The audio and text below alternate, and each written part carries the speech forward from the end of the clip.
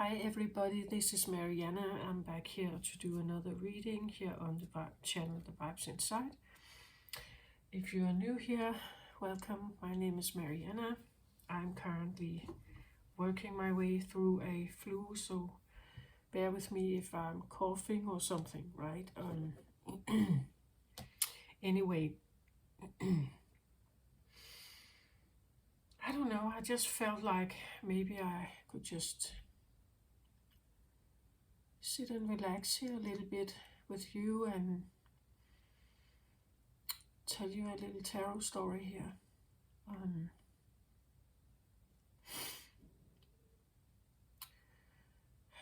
In some of the spiritual groups and channels that I watch and so on, there's this talk about the shift, the new earth shift.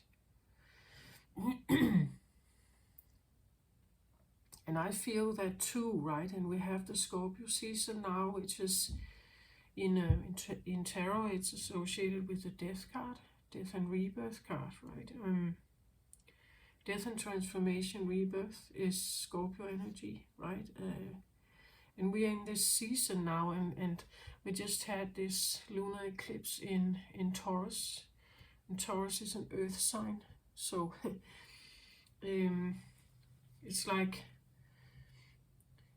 and it's a full moon, so like a completion of something. Full moon in Taurus. Lunar eclipse meaning that it has the ability to end something or complete something, right?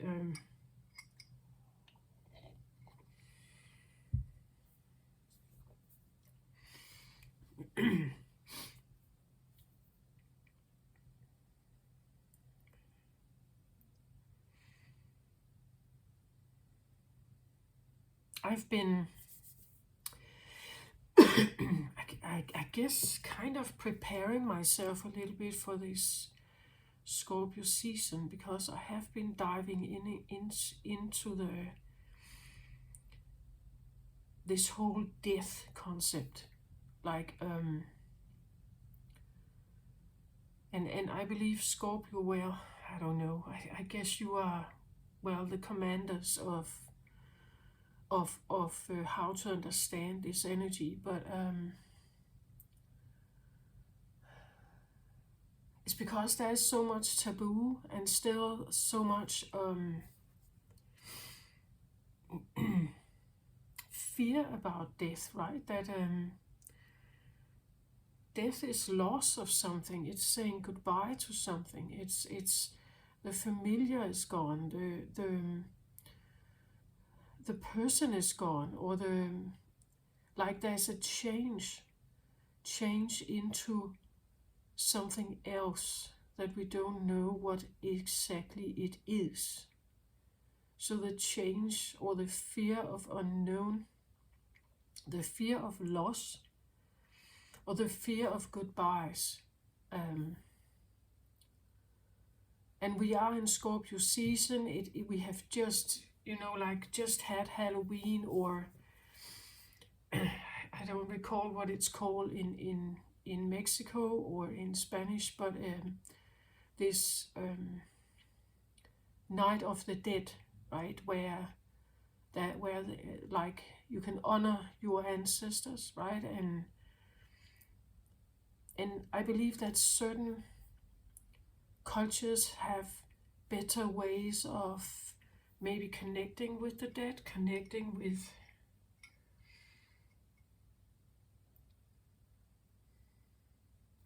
I hear resources, right? Resources from generations somehow.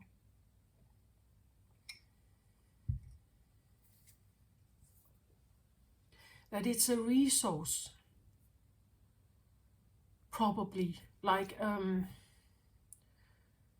better to see it as a resource than to see it as a loss. I'm not sure why I'm saying this, but again, it had value when they were alive, or when something was active. It had value in your life somehow. It is the reason you are here. Like, you could not have been born without your ancestors or your family, right?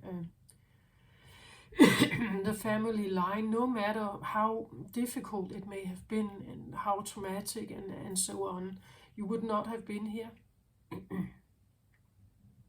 Like, you, exactly you, would not have been here without them.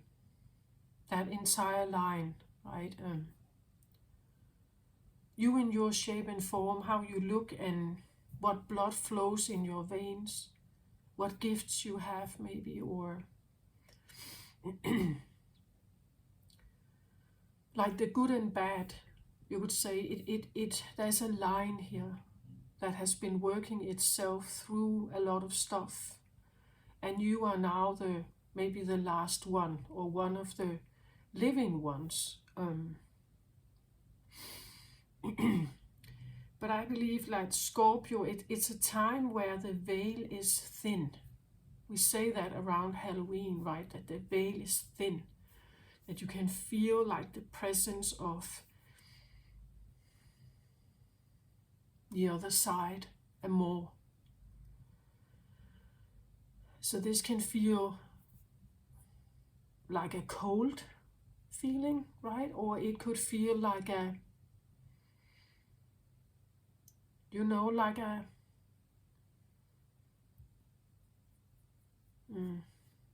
like a hug from your grandmother, right? Like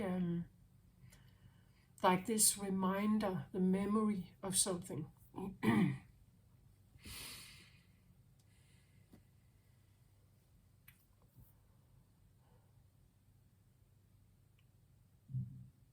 I believe the cards that I have shuffled already and put out here will show us something about new and new Earth and maybe old Earth, but and then maybe a bridge or an obstacle. This is a crossing card, so crossing card can suggest an obstacle.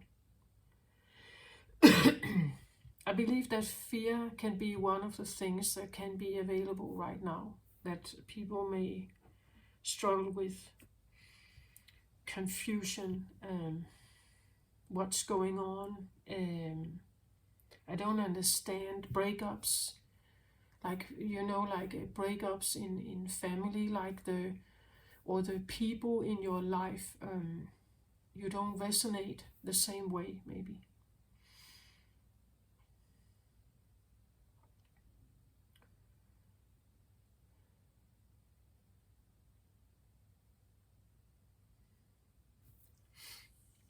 New Earth is, and 5-dimensional energy is based in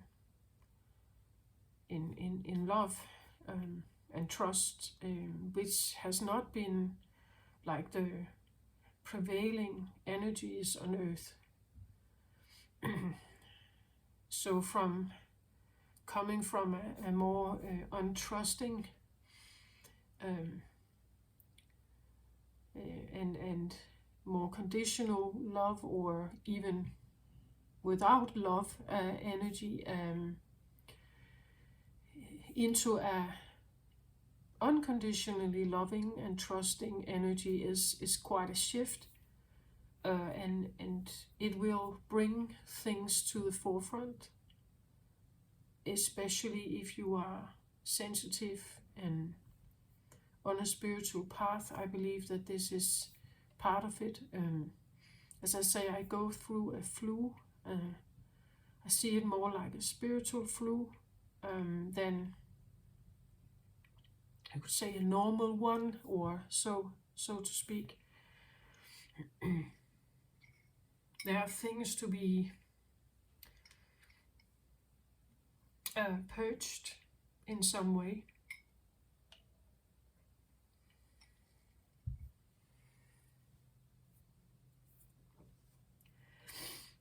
And there can definitely be this, I've had like in like my experience of some of the energies that have been here at the moment is like this. It's like something manifested that is in form splits into dozens of atoms, right? And then it kind of zooms itself back together, but now it's in a different form. Like it's the earth, but it's not the earth, not the same one. Or does it make sense? Like like a moment in time where it just kind of splits and then kind of sucks itself back together. So we still have a manifested earth. And maybe you, I don't know if maybe you recognize that. Like I've had it in my dreams. I've had it like following me around, like this feeling of like and that is Scorpio energy, right? Scorpio is formless. It is the transformative, formless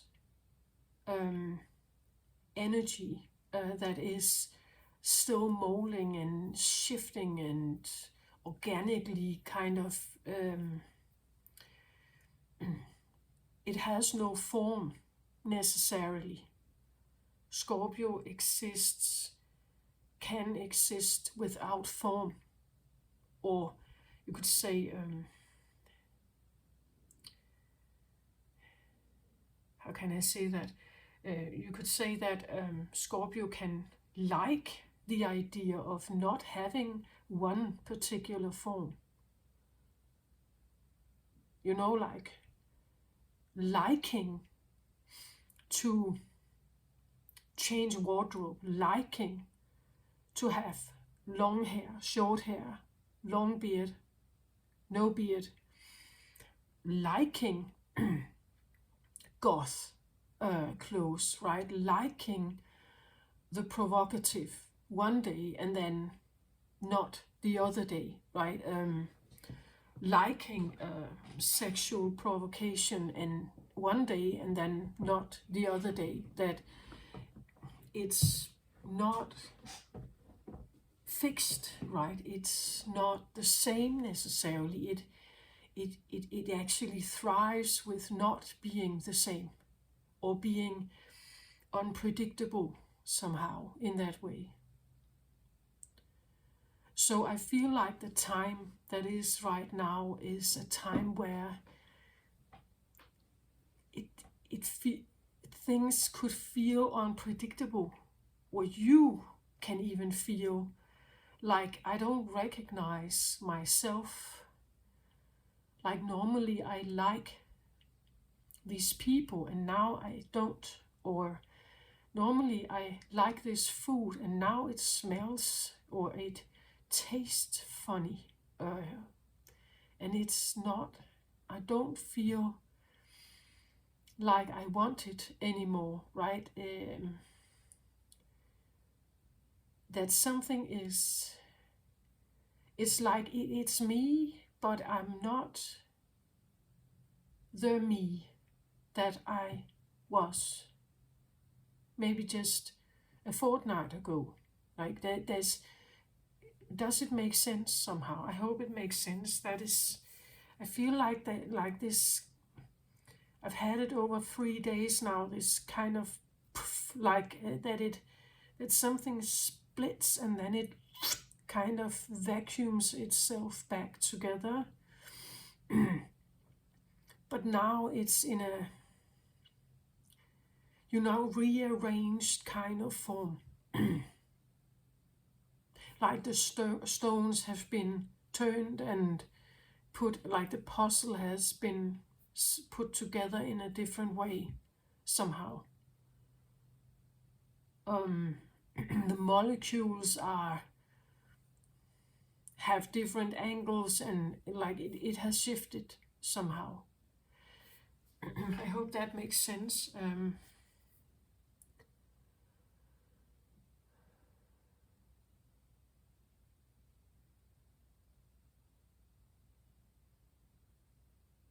And I also think that it's important to say that it's not everyone who experiences this. If you're on a spiritual journey, and I primarily have been reading for people on a journey like that, if you have people in your life that seem like they are totally normal, like they act like nothing is happening, and you have, like me, I have headaches and coughs and all these kind of weird experiences come up that challenge, like it challenges my way of thinking. It challenging this, like the unknown, right? Like jumping into the unknown, not knowing what is this, right? And you can have people in your life, and they're just kind of going on with work and everything, like they don't feel it, they don't sense it. Well, they may have a day with a little headache, but then they continue their normal life. And you sit, maybe with like life-changing questions, feeling like maybe deep fears, or like almost like a force that kind of pushes you forward in some kind of direction. And others, they may seem like nothing is going on, right? And for those, it's quite all right. It's just we are on different timelines. Not everyone will have this shift. It's available now. It has been for a long time, I think, but only for not for the masses, you could say. We were not open to go there. But it's pushed in more now, you could say. On Earth, more and more people wake up and start realizing stuff, and you could say clean up their life and change habits and so on. And we work our way through the lower dimensional energies of shame and guilt and fear, and it's quite a cleanse and quite a purge. And everyone who is doing some of this work is, of course, helping a process. But it may not feel like that, right? It may feel like, what the hell is going on here, right? I just want to say that one of the things that really can help is that not to become attached to the outcome of something, and to just, if you can, just trust what's going on, and just kind of, okay, let's see where this is taking me, right? Even though it seems like now you're showing me that I have to jump, and I can't see the bottom. Okay, let me jump then, right? So it's like being faced with something that is just almost unspeakably, potentially unspeakably fearful, right? Or frightening, but but doing it anyway. I saw a bit of a movie yesterday, and there was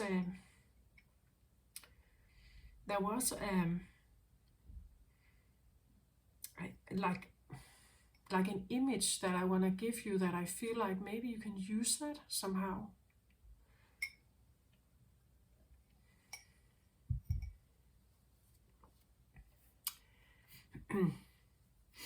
It was like a ceremonial tent.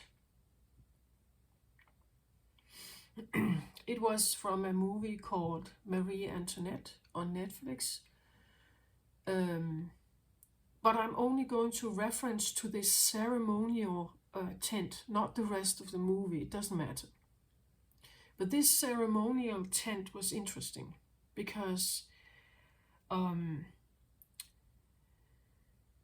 Marie Antoinette came from Austria, and she was supposed to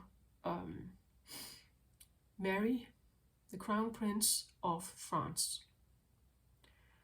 So she came from Austria, being that kind of duchess, used to those kinds of norms and traditions and all kinds of patterns. And she was now going to the Great Versailles with utterly different norms, a different language, different expectations, and so on. New demands on her behalf, you would say. And in the movie, they've made at the border of from Austria to France, they've set up a tent that kind of signifies like a ceremonial, transformational passage, right? That she comes in as the Duchess of from Austria, and she leaves everything behind. She undresses. She had a little dog with her. She gave that away. She said goodbye to all her the court royal helpers. Everything she knew, she said goodbye to. And she walked through the tent to a new dressing room where she was now dressed in French clothes, and the hairstyle, and she was prompt, like with different, what kind of expectations there were to her. And then she walked out as the future wife of the Dauphin, the Crown Prince of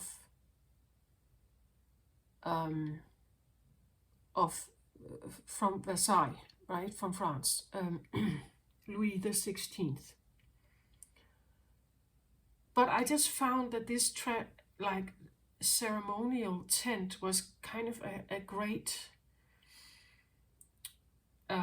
illustration of what I feel like is happening here. It's like we are put in a ceremonial transformation tent. Like we are walking through that, right? Like you come in and it's like you're asked to say goodbye to something. If you want the new earth, you can't stay here. Like you have to make a choice. If you go through the tent, you say goodbye.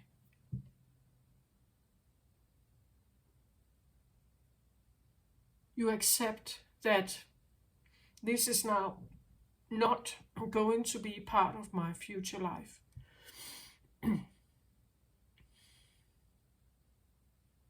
It's not my choice. Like I don't choose this, right? Maybe it chooses me, but I'm not choosing it. I'm saying goodbye to it. And I keep moving, right? I don't look back. I move through the tent. I get my new wardrobe, right? I say yes to this new experience. I go through that tent, and when I come out on the other side, something is different. I just found that it was actually a pretty good illustration of something.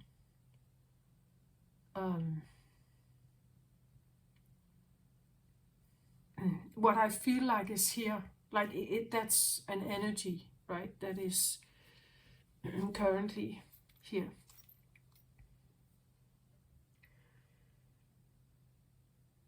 And you have to trust that process, right? You have to trust that when you go through this, I'm still safe here. I'm still okay. I'm still, you know, something is changing and it's unknown. Like Marie Antoinette had no idea of what Versailles would be like. Who would Louis be like? She'd never met him before, right? The entire royal family, she had no idea. This is kind of the same thing, like we don't know exactly. There's this talk about what this is, right? But it takes an amount of trust. Maybe you can feel it, right? But I believe for many people, like love energy is so unfamiliar. That kind of love energy and grace, and it's so unfamiliar that we're kind of not trusting it, right? Not right away, anyway. Okay, let's have a look at what I have here on the table.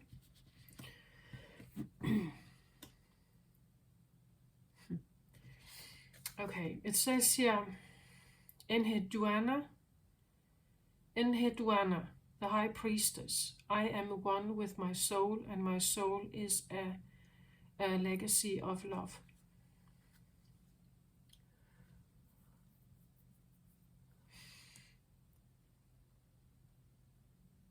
This is definitely very beautiful energy. She looks quite golden here. And then, I kid you not, I have door to personal healing and happiness here.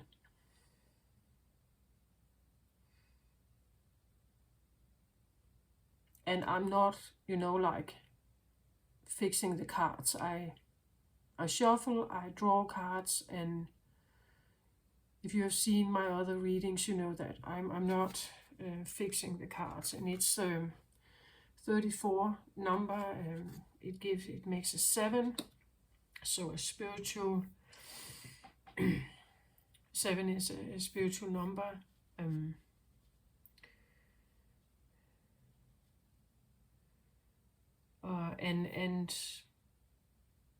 it again, you see, it's like walking through something here, right? That the door is to the rainbows and magical beings and white doves and beauty and love and grace and prosperity. Like that is and she comes across as a high priestess here, right? That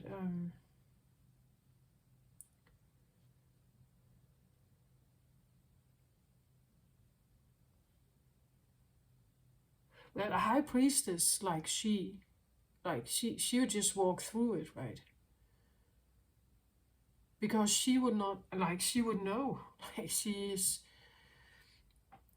able to feel and register the energies. I am one with my soul, and my soul is a legacy of love. This is, you could say, the fifth dimensional energy that is currently present.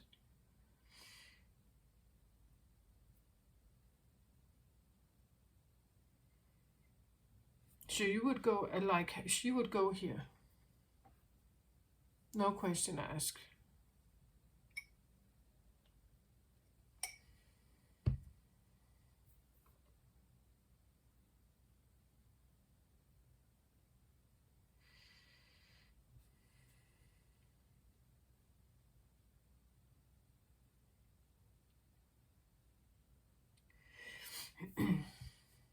I've been really trying to research this whole concept of good and bad energies, angels and demons, like Lucifer, and this whole concept of why we when we say something is good and something is bad, why is it that it is either the one or the other?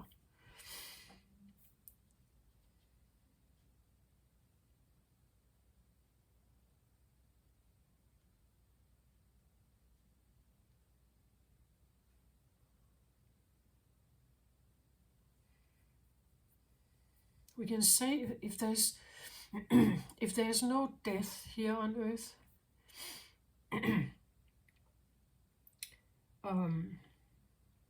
Earth would have had a real problem now if we were all immortals and we were living and having children and having grandchildren and having grandchildren, and every animal would have children and children and children and children. Eventually, we would be utterly overpopulated.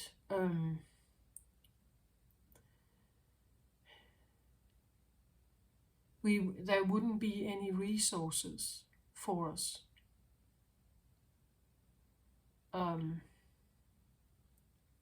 On this planet.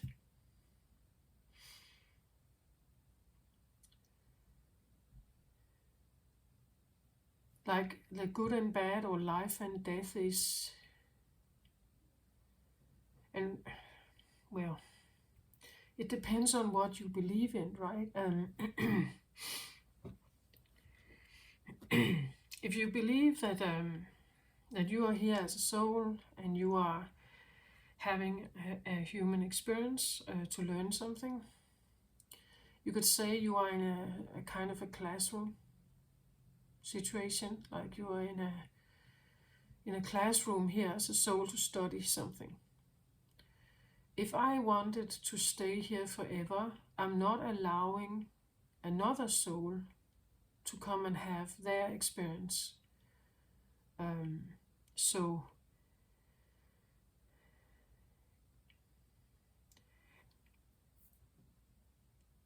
and eventually we would be so overpopulated that there would be no resources. We would die anyway.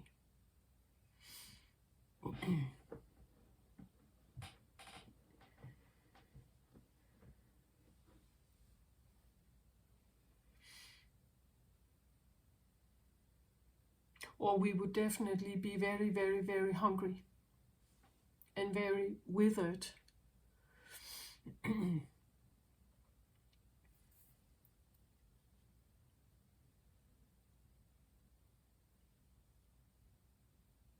Like most of my life, I've been scared of certain things, right? I have been told it was bad, and I've been scared of ghosts and like this entire world of darkness, you could say.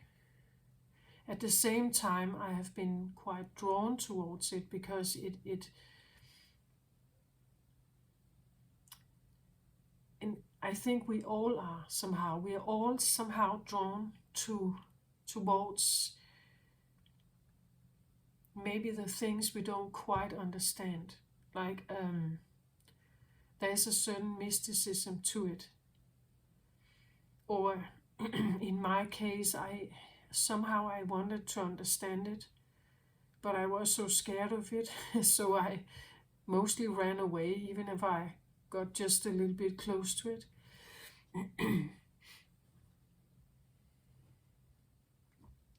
And I had no one who knew anything about maybe spiritual encounters and could guide me, right? So it was like this fumbling in the dark somehow, and then running away from it if I got scared, right?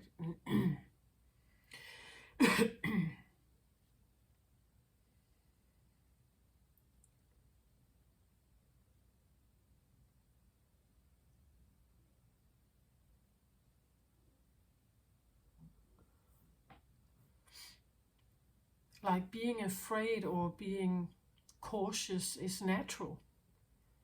It's part of our instinctual perseverance mode, right? That we kind of, oh, this looks, this is not safe, right? Somehow, and we are kind of asked to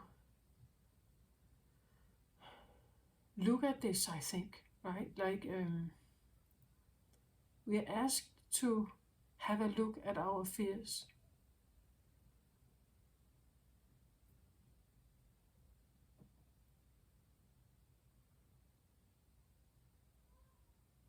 I've said in some other videos that it's like we have to get over ourselves in the sense that we have to get over our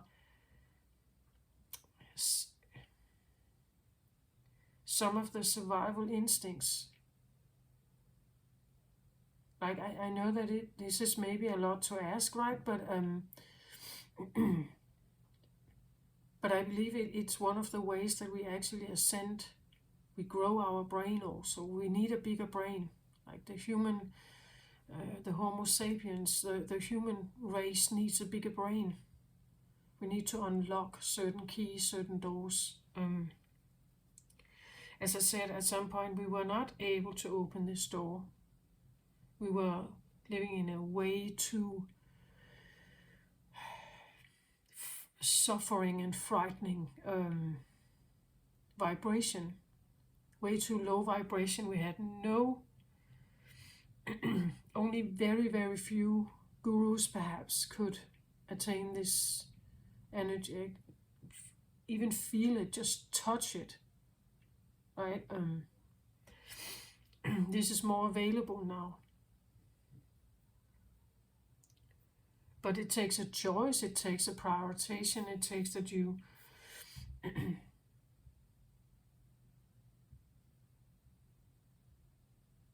that you go there, right? That you believe in it somehow and trust it.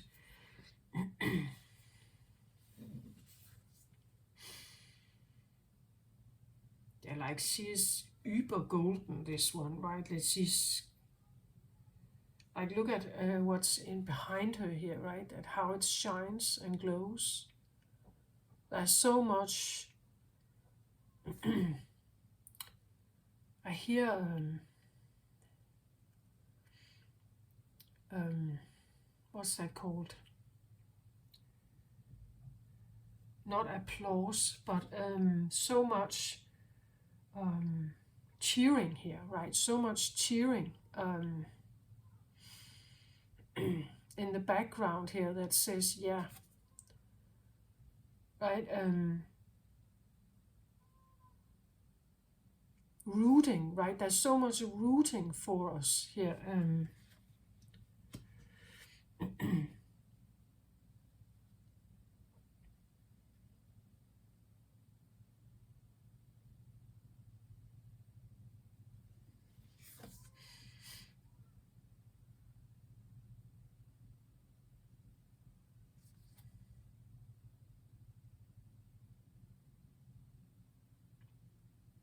And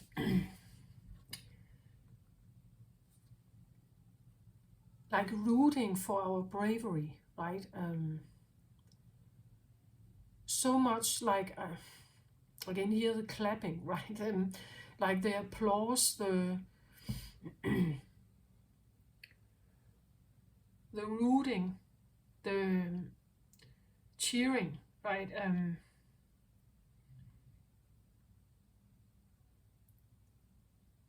It's like like a thumbs up. You're on the right track. This is for you. Go there, right? Just choose this, right?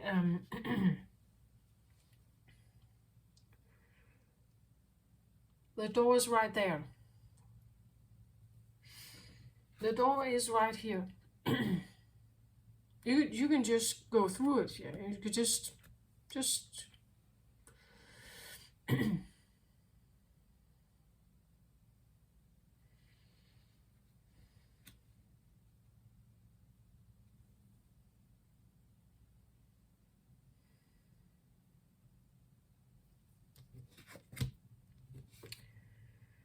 Five of Cups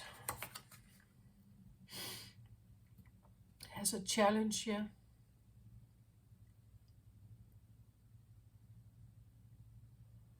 Well, Five of Cups is a card of feeling a loss. Feeling you have lost someone.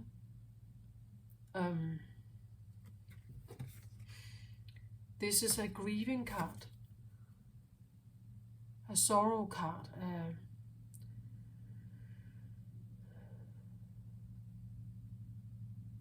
Maybe even despair card, right? That again, as I said, it's like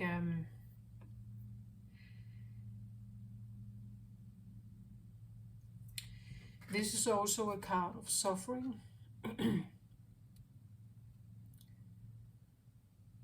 Man can take quite amount of pain in the world, but when you are in pain and you can't get out of that pain, you're stuck in the pain, then you're suffering.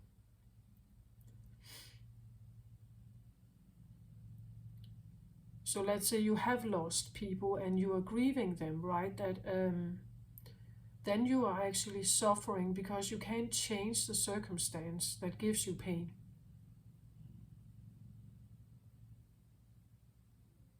They have died, or they are not here anymore, or and there can be like a phase of needing to be sad or cry or release something here, because you like going through that doorway, as I said, it's like you from being an Austrian duchess, leaving this behind. It doesn't mean that she didn't talk to her parents and she didn't have letters with them, but she never got back. She never returned.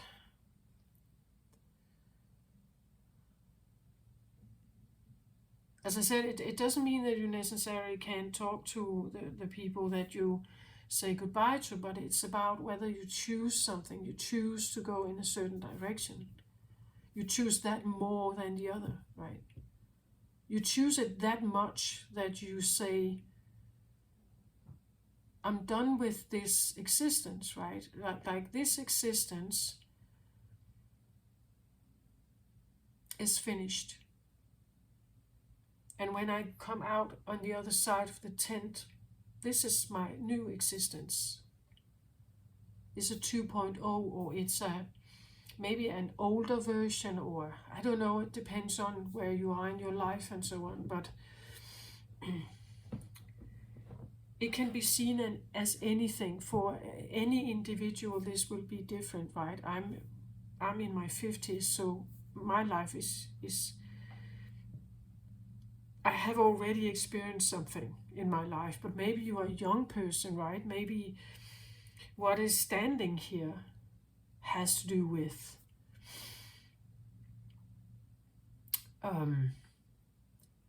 walking, like moving out from home. So you stand here being a young person that lives with your parents, right? And now you go through this process here, and then you come out on the other side, being this young person that lives in their own flat.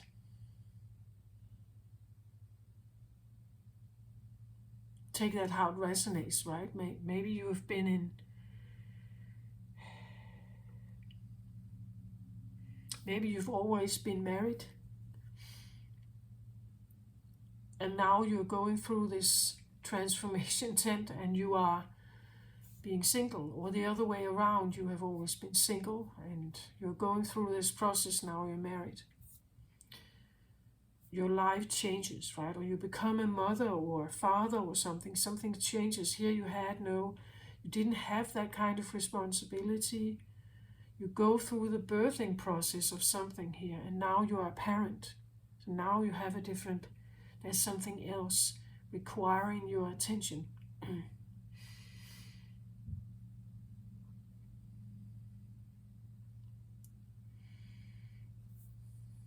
But again, becoming a parent for the first time is an unknown, where we see it's done all over the world all the time. Children are born all the time, right? But actually figuring out, how is my child like? What kind of child do I have? Get to know them, nurse them, take care of them, feel the responsibility of being there for them, making sure they like they learn, and that they evolve, and that they are happy, right? And they're taken care of, and they are safe and everything. Now it's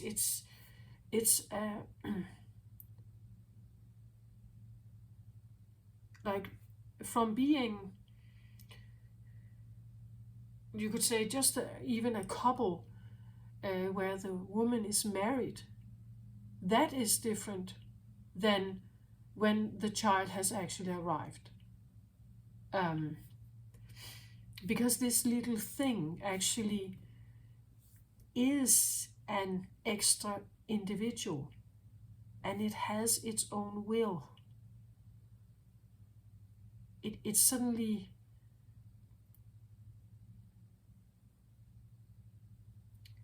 like changes the dynamics.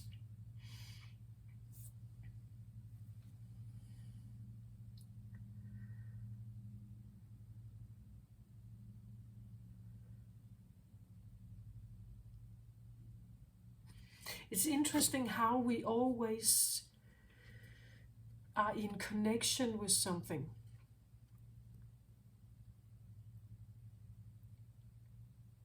Like, it's never just me in a void, right? It's always me and something. Me feeling something, me seeing something, me facing something, me trying something, but it's always me and something or someone. And we are very affected by these constant interactions. Like when we lose something, it defines us, right? When we get something, it defines us.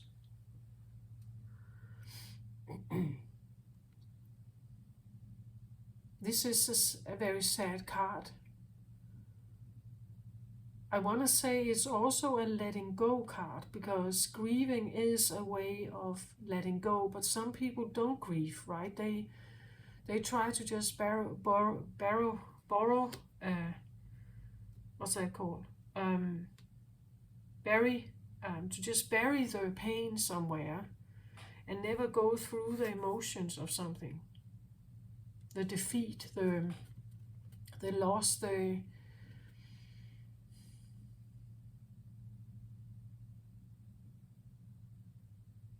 sadness. Because I feel that when we grieve people,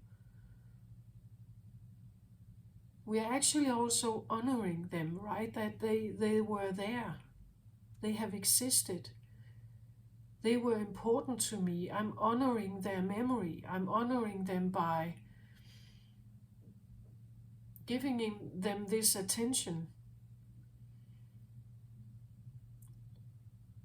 Of course, this becomes a problem if we grab for them, right? If we cannot let them go. And we are stuck in the grieving phase, that we never really get out of it. But I think it is important to, you could even say, honor your own losses, right? That when you have fallen, when you have been on your knees here, recognize that you have been on your knees.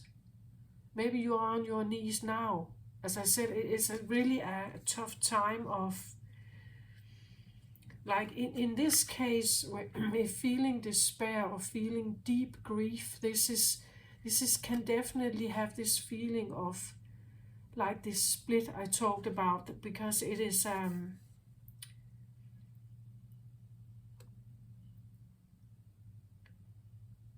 it's an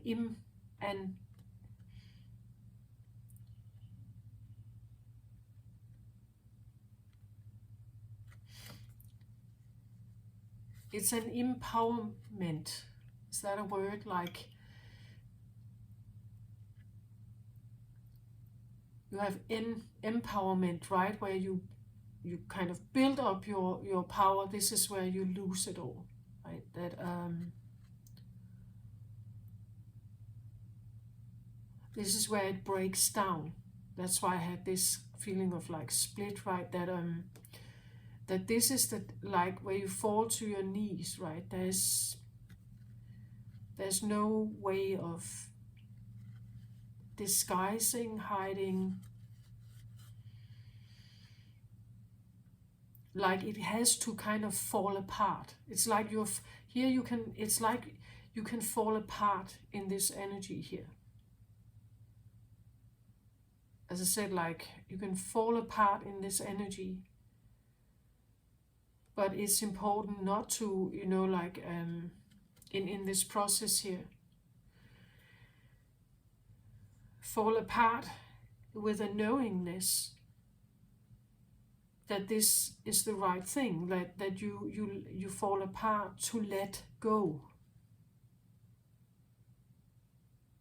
Like you let your molecules, all your atoms, be shaken up for a moment and then built back together. But then you have let go of certain debris, right? Certain lower energies that sometimes to build up you have to break down.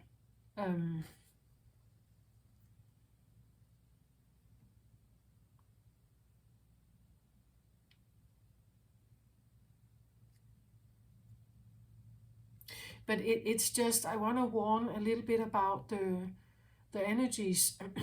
Well, if I sit in a situation like this, it's like I have two voices in my head.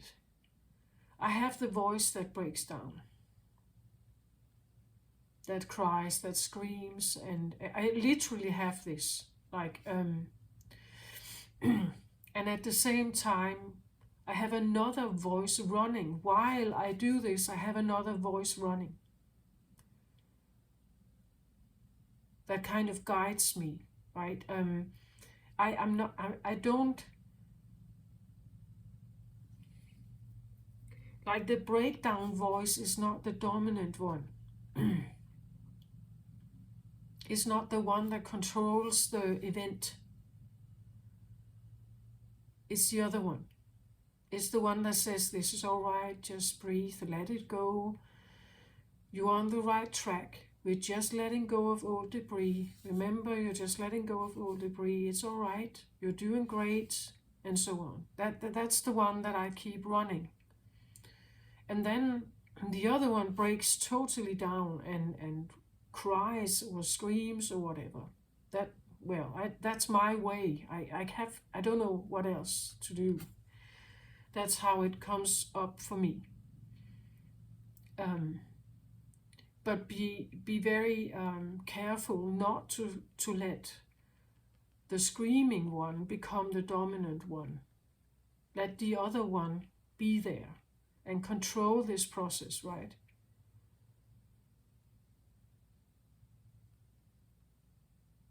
And just say, I understand, this is difficult. Like I encourage, again, I have this feeling of like the rooting and encouragement, right? Let your inner high priestess here root and encourage your process forward, right? That this is like, as I said, the dominant voice is my high priestess here. Like she would be the one that roots for you, roots for the human to evolve. in you, right? She would say, I'm right here. I'm right here with you. You're not alone. I understand this is difficult. Just let it out. Just let it out, right? Just let it go. Just say everything you want. Scream everything you want. Cry everything you want. Even if you feel like you have to vomit, like it's all throat chakra, just let it out, right?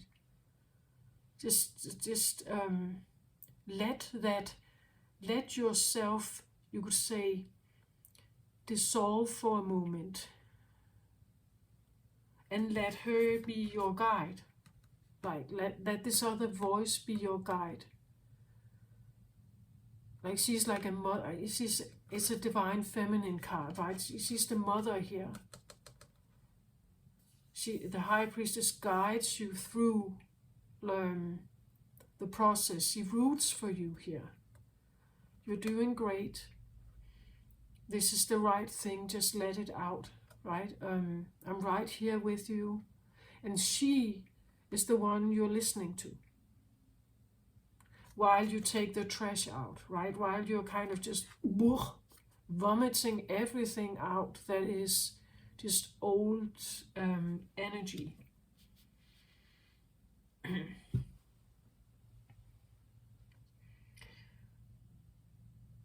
And it takes a certain while. Then it kind of stops. And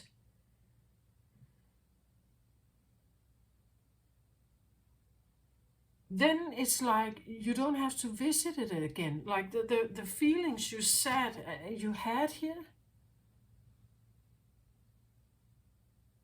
the feelings, this is important. Like you need to have two voices here. If you find yourself sitting like this a lot and you only have this one voice, you can get stuck here. You need this one in you to be present. She's a guide, right? She's like a parent that holds your hand while you are, like breaking down, like a little child, right? That when the child breaks down, the mother kind of holds the space for the child, and give encouraging words, right? I'm right here, you're safe, I'll take care of you. Just let go, just let it out. Let all these terrible feelings out, all the sadness, maybe the feelings of being alone. Just let it out, right? And I'm right here with you.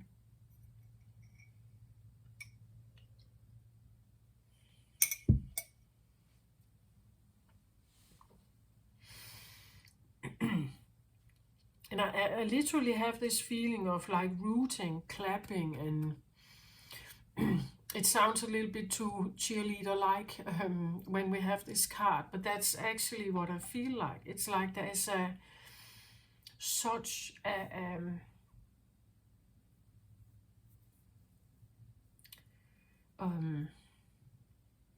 such encouragement for the human race, right? To get out of this situation here, to get to a different place.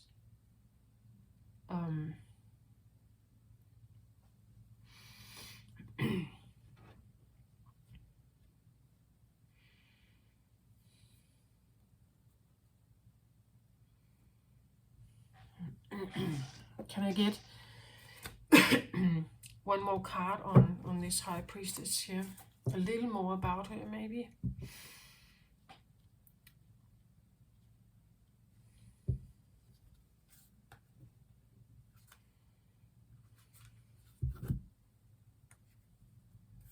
So you get the World card here. So the World card is definitely no joke, right? The World card is the final card in the tarot deck.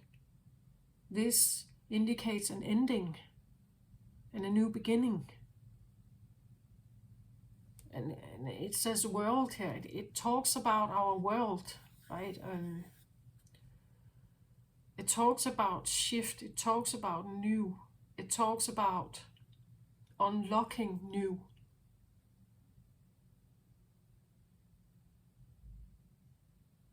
So please let your inner, should I put it here maybe, right?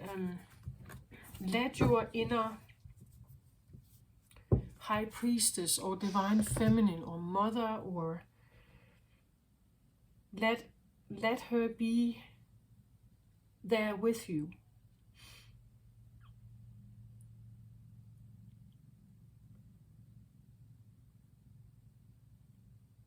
You would say encourage yourself, right? Encourage yourself that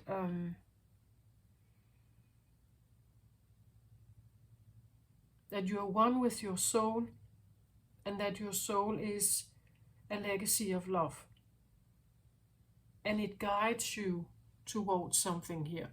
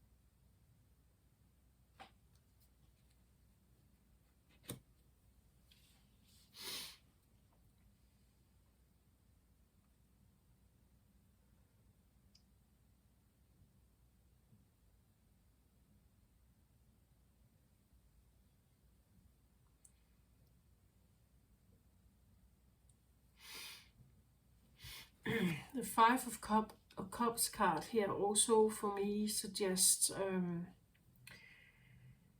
like attachment, right? That we are attached, and it's normal.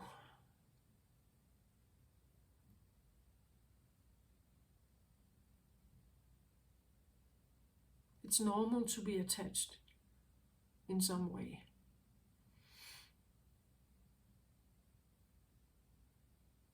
Or codependent, you could say, like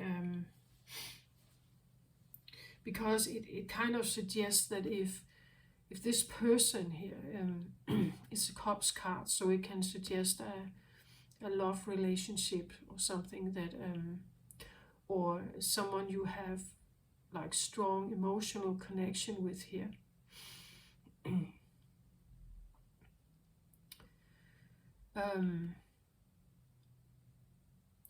That if we somehow should lose that in our life, right? That is like difficult. It's a difficult thing.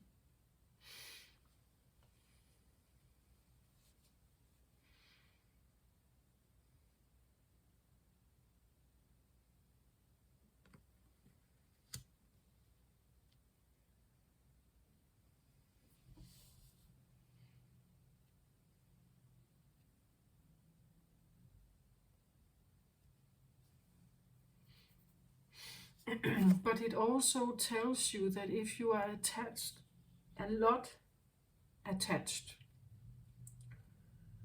to someone and they disappear, you end up fragile and vulnerable because you believe that you need them.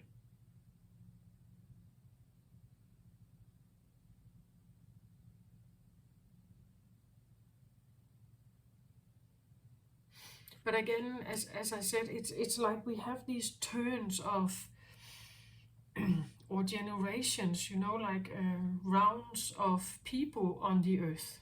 An amount of people is here now. Souls are here now. So when someone is leaving, there are others, right? It's just not maybe someone you grew up with. It's maybe not, like a lifelong friend or something.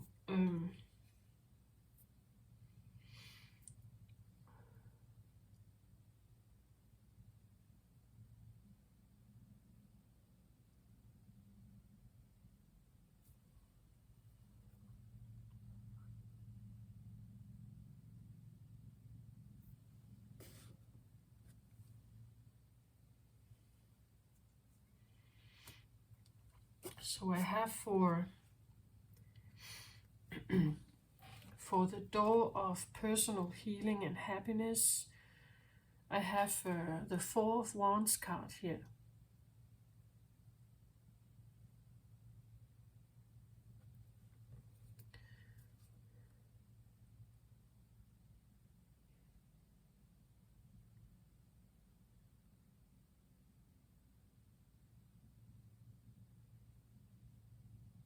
Well, the Four of Wands card is usually like the 1111 card. It's the card of family, I would say. It can be, like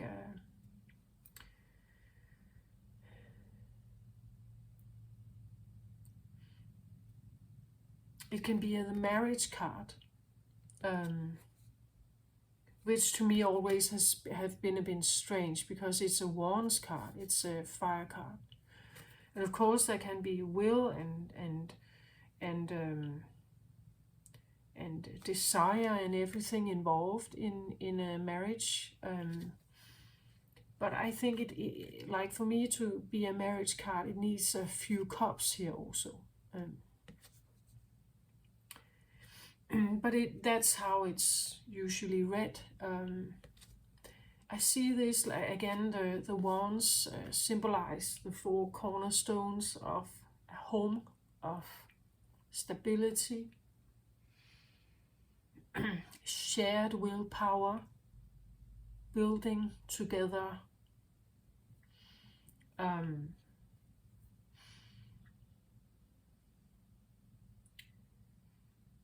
like a coming together of life force. Also means there can be children. The blending of fire here, a blending of life force.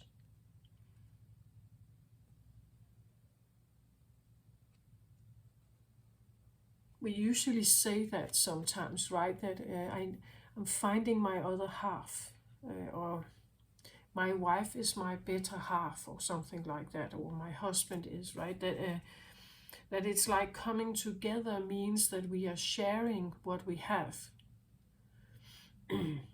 And together, it's like we now have something else that we didn't have before.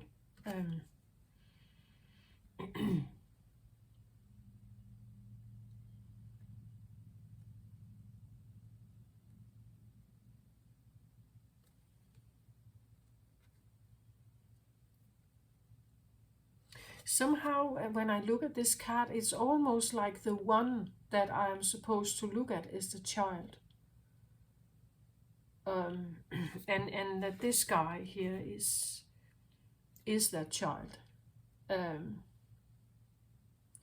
the door to personal healing is almost like let yourself be guided into like the hands that are caring and loving and understanding, right? So that you can rise again here, so that you can rise again and feel protected and safe, and that you have a home, that you belong, and you are taken care of.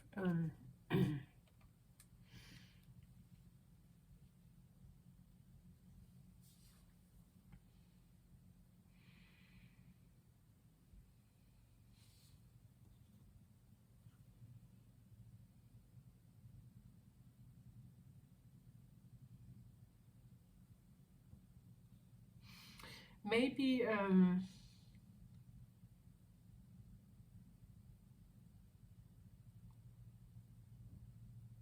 I feel like this door, I just want to stress it, right? I feel like this door is something emotional, maybe something very intimate or private, and therefore it will be different for all of you what this means. I want to say that this is not like a new business opportunity or something. Like I really feel that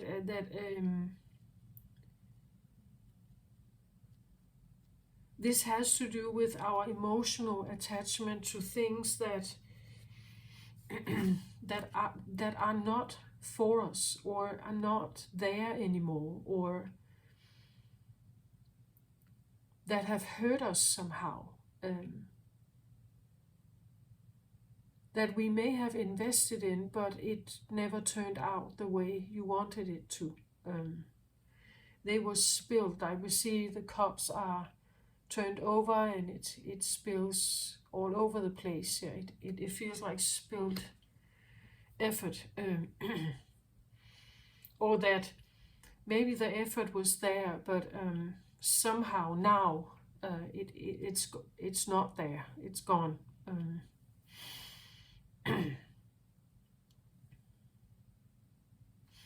And this, like, it is usually a card of grieving or feeling. Well, grieving is when you've lost someone, but when we lose people around us, it makes us feel more vulnerable. It makes us feel more alone. Like the world becomes more empty or superficial because there are all these other people, but they are not my father, or they are not my sister, or they are not my son, or my mother, or my daughter, or I can't just talk to anyone else. Because it's them I miss. It's them I want to be with. So we have put also a lot of responsibility on their shoulder for our happiness.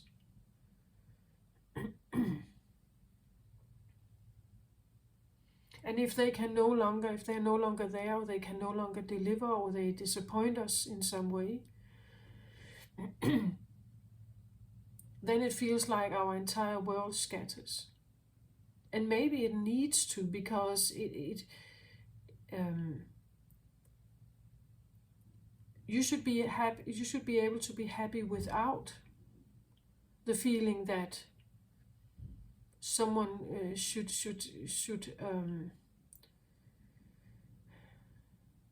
you should be able to be happy anyway, right?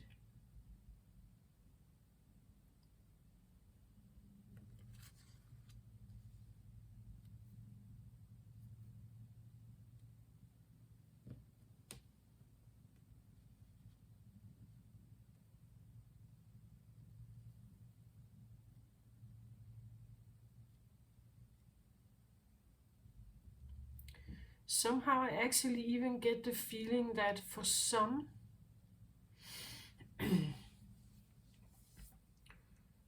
there could even be a feeling of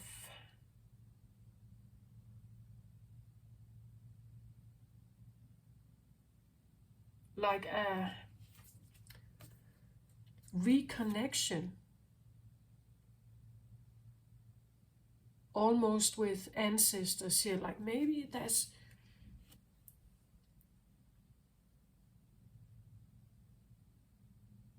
as I said with Halloween, or what is it called, Noche de Mortis or something, that that when the veil is very thin, it's almost like they are there, right? And then we may even miss them even more. We are remembered, like, because it's the veil is thin, we feel them more.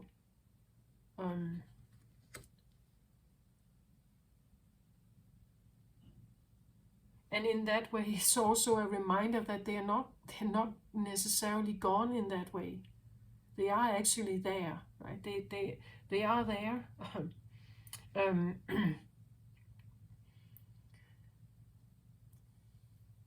but they are not in a human form. They are in a formless. They're formless. But the energy can kind of show up. And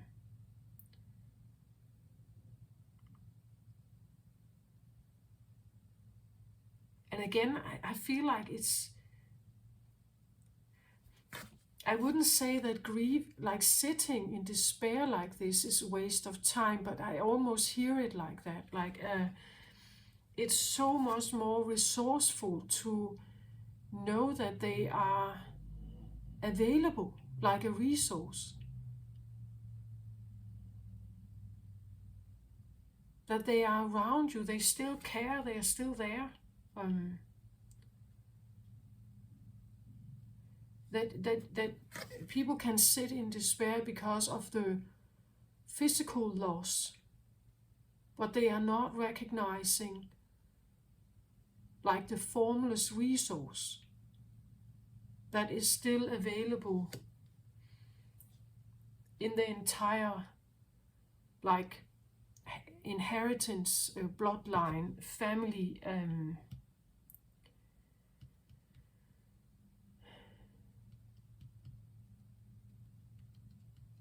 knowledge and love here. This is where I feel like, again, I've had this come in and I'm not quite happy about saying it, but it's like, get over yourself. Like, get over the fact that you sit, like we are attached to our physical form. We are attached to that things must be in physical form. Otherwise it's gone, right?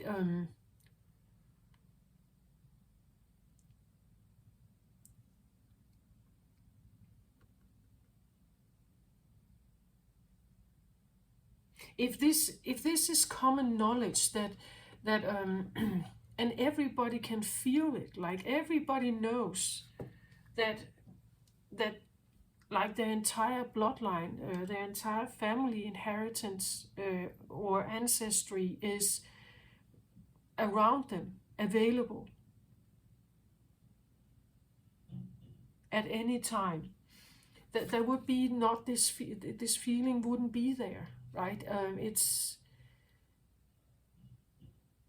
But we are very limited to thinking that it's only the things we can see, only the things we can touch, and that is physical, that we can see. Yet we know it's not so. We can feel the wind, the storm. We can feel the breeze even though we can't see it, right? We still know it exists. We can smell things even though we can't see the smell, right? So there are things, some of our senses allows us to pick up on something that is not in form, and we have even more senses that can pick up even further out. We call them these psychic abilities and so on, but actually it's just an advancement of our senses somehow.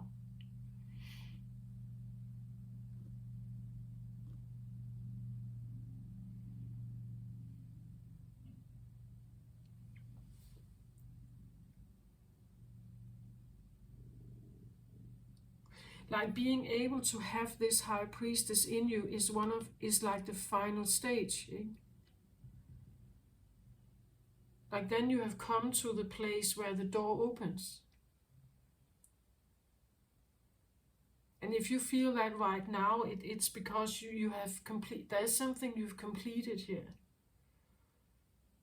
And this one can help guide this one through the door.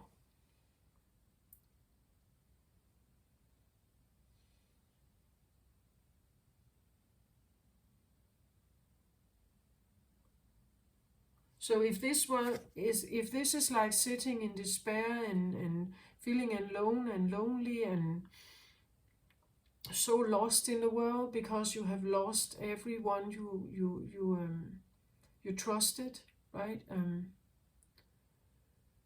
never thinking you can find love again, never thinking that it's possible, never believing that it will never be the same, it will never ever, I will never ever be happy again, and so on. It's like you let this one guide you then, right? The obstacle is just not to get hung up on the feelings here. Like know that it's kind of debris in your emotional system, in your emotional body, and it lowers your vibration.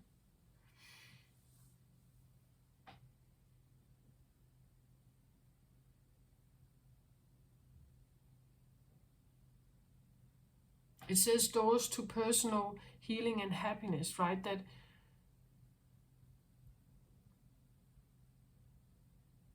That when we like purge the things that are heavy and suffering and pain and such, so being so alone and so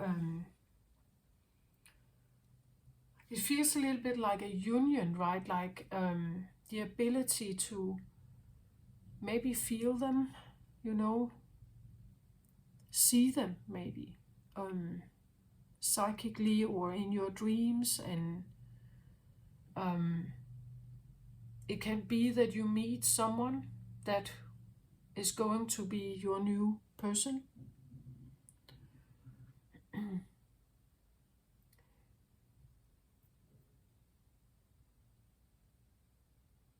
But you can say it's like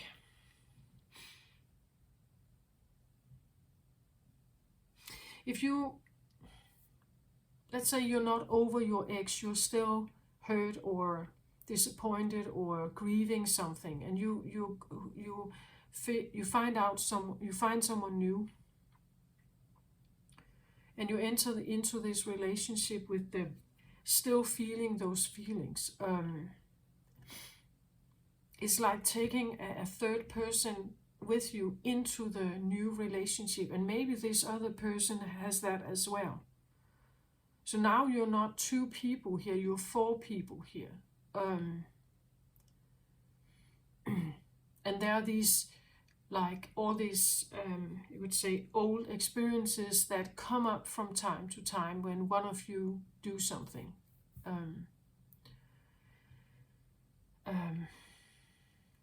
That triggers the other because something is still unresolved.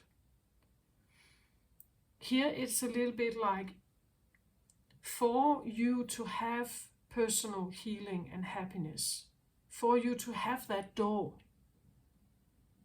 you get rid of the things that have pained you, that have caused you heartbreak, that have caused you breakdown here, perhaps.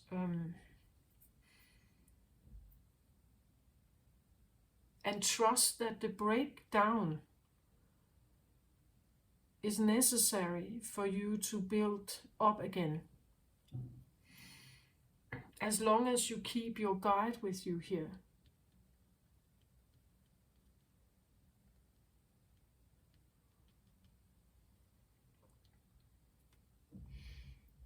So that when you enter through this door, you can actually see the beauty. You can actually see the sunshine.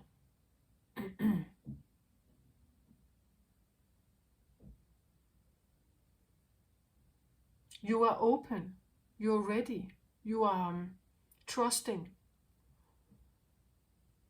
Whereas if you are not, the door isn't there, it probably is closed, right?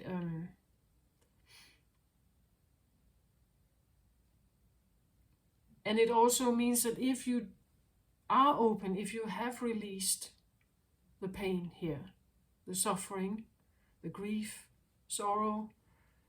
Um,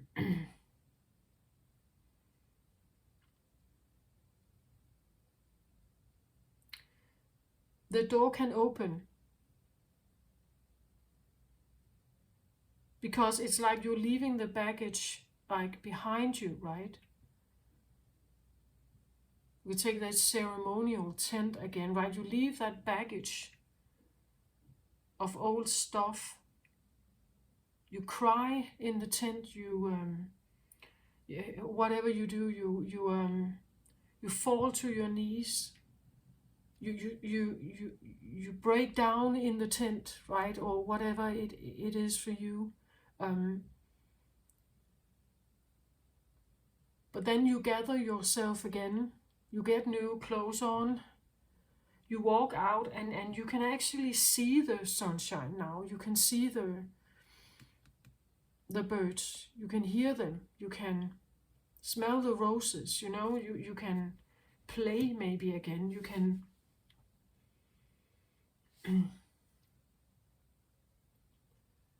and then your vibration is different. You like the ability to attract something or be connected with something that is of a, you could say, cooperative and caring.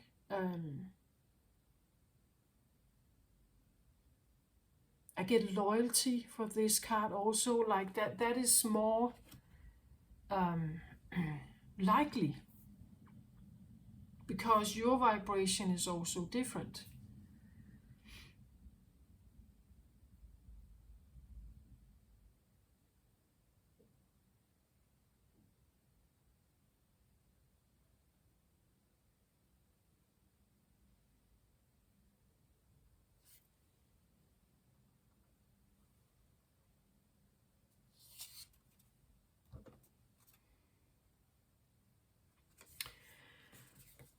So I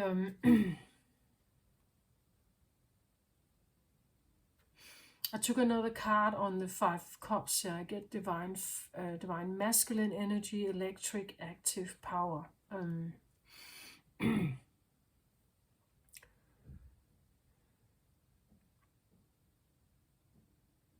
could be the feeling of he is a man here, but it could be a woman, right? The point is that they are breaking down or they are very sad here. And they could be sad because of a masculine energy. That is not electric, that is not active power, that is maybe broken down.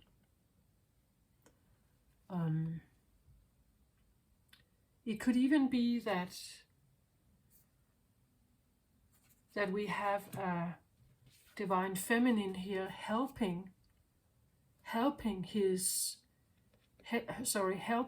masculine energy to, you could say, heal here. That she is a guiding light for him to overcome something here. Like this has to be the dominant voice.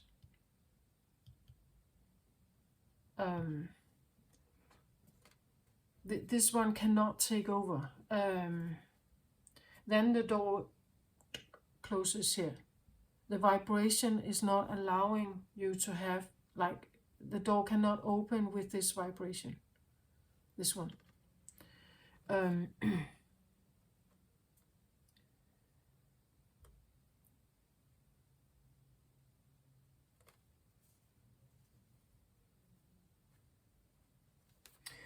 So now it feels like maybe it's collective. Well, there is a collective masculine wound. We all carry it. And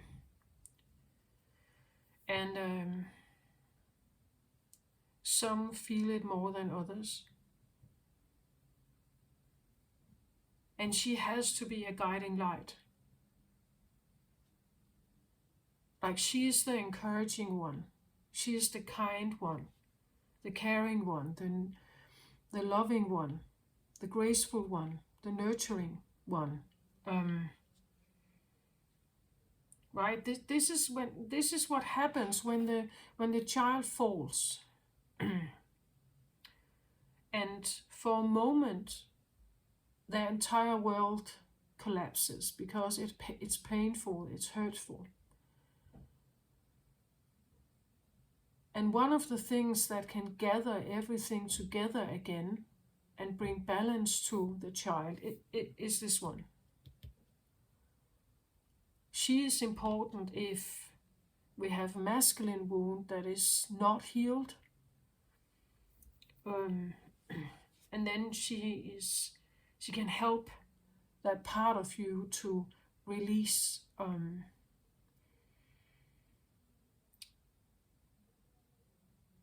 old feelings.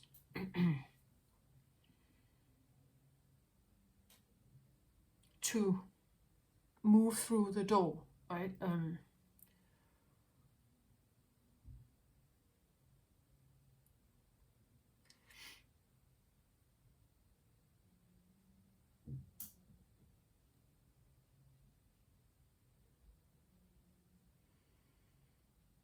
There could be like a feeling, like you have that you are maybe very in tune with your feminine energy, you're very in tune with how you feel, how you sense.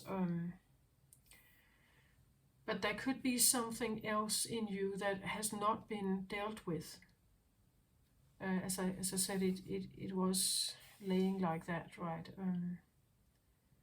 So she may feel like she's ready, right? That she wants to move on here. But there could be something else that is quite defeated, broken down almost here. And he can need her help here to kind of rise up again.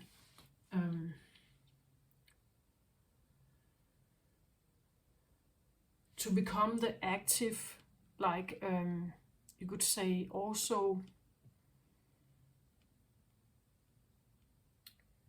I hear clean, clean partner, right? Again, from being a masculine to become a divine masculine. From being a feminine to become a divine feminine. There's a difference, right? Here it's like, here they are counterparts. Here they are building together. But if only one goes through here, there could be a consideration maybe at this time for the masculine energy.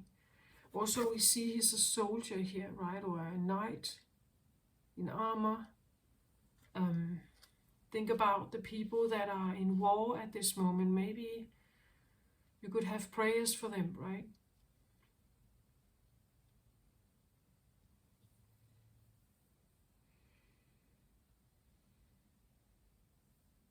It can be your own inner masculine energy that needs, you could say, encouragement. And, like encouragement and trust, right? That she trusts him. That she trusts him and loves him. Like if he feels that he's quite alone and nobody believes in him,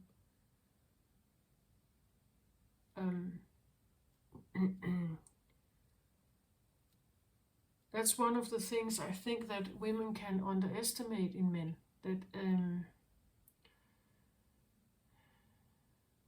That if a man loses the regard of the woman he loves, it can actually scatter him.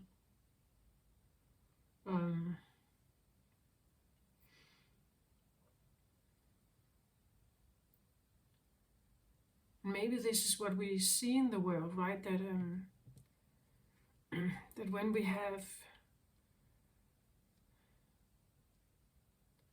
egotistical, broken men in ruling positions, they are quite destructive, actually, or they are aggressive and definitely not in divine energy.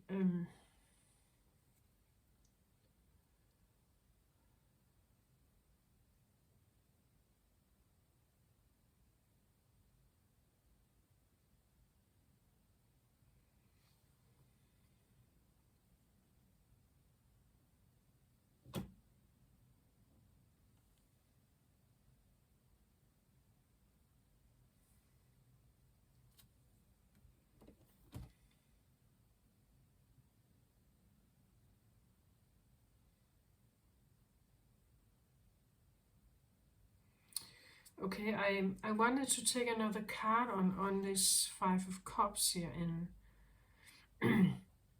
first I kind of took this card, but then my fingers slipped, and another card reveals itself here. Also, so there is something about, like the Knight of Raphael here is romantic and dramatic and poetic and introspective, committed romantic relationships, being swept off your feet, situations or topics that make your heart flutter, right? This is probably how he was, right? The knight full of trust. Knight honors a code, right? They have certain like moral codes and knight codes that they ride out there with courage, and in this case romantic, dramatic, poetic, introspective, feeler here. I feel like committed, like wanted to be committed into romantic relationship, maybe being swept off your feet, right?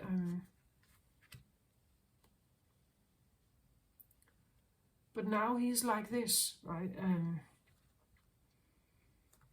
that explains now the Five of Raphael here. It says everything happens for a reason. Release regret and embrace the opportunity for happiness. Search for the silver lining.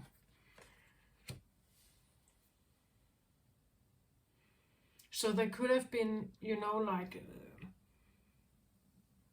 something that you have been engaging in here, working on, something you have put effort in, and you have been quite committed and loyal and devoted, and maybe you're realizing you can't stay that anymore.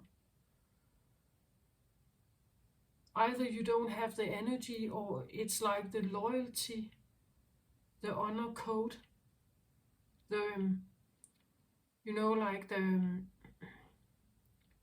it could be the feeling you are a traitor, right? That you are not honoring the code that you normally would ride with here. And it makes you feel so like it's a terrible feeling, right?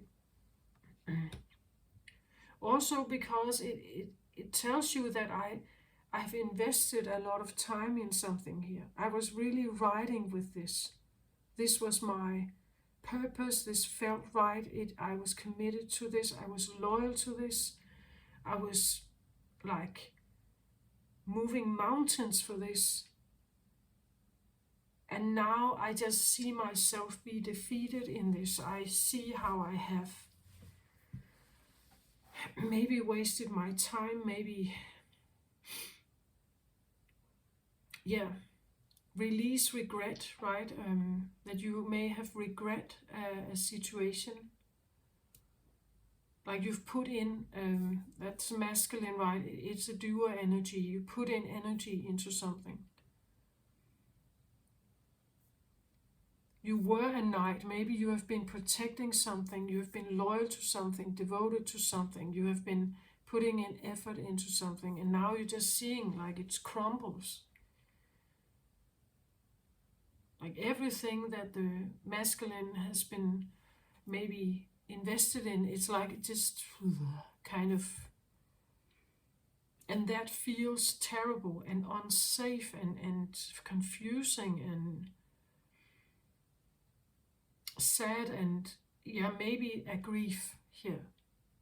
And therefore she is important.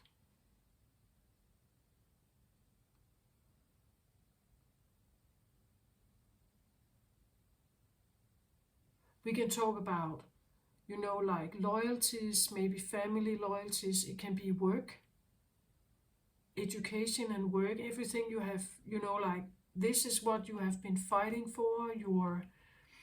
Like you have kept your sword ready, your flag is up, you are courageously moving towards something.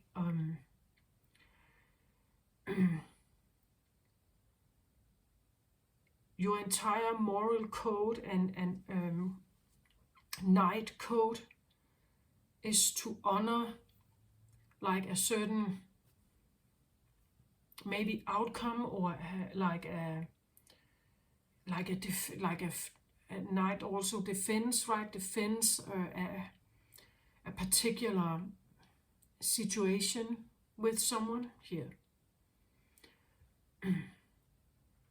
But when he sits like this, it definitely has broken down. It definitely has been tearing him apart here. It says here then, this is also a 5 card, so 5 of Cups and 5 of Raphael. Here it says, everything happens for a reason. Release regret and embrace the opportunity for happiness. This can sometimes be easier said than done.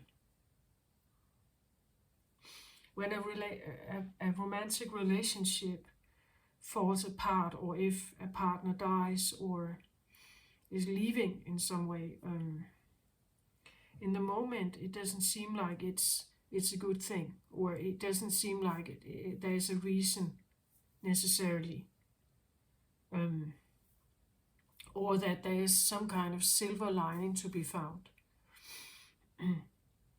But for some reason I just feel like there is something here that is so much more like right for you than this, whatever that was. This is much more, as I said, a personal healing and happiness, much more fulfilling, much more right, much more maybe also, it is a wands card, but I'm very drawn when I look at the card. I'm very drawn to the light that is in here, around their heads here. How light it is, how bright it is, how warm it seems. Again, the light can talk about there are no secrets, right? There's transparency. There's a true mutual, we say respect and true effort on both sides to have the transparency, to have the light, to keep the light also, right? That this one is interested in that, right? And when we see the light that shines behind her here, right? She is interested, like she is like this. That's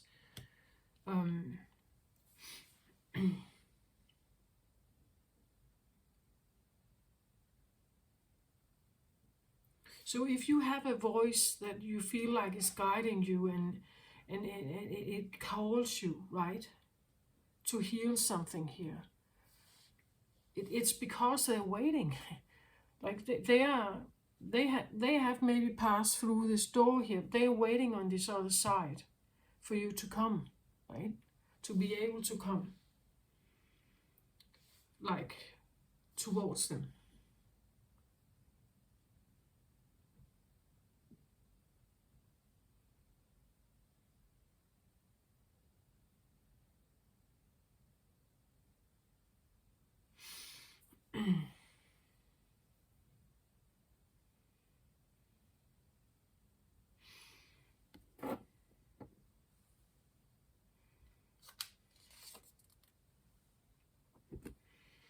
So another card on this door to personal healing and happiness here, and I get magic.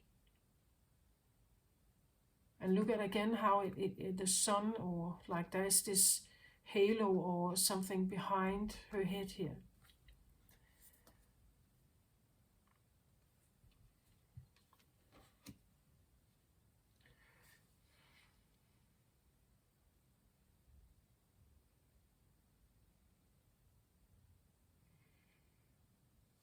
It's a 33 card here. 3 makes a 6. So a beautiful magical love vibration here.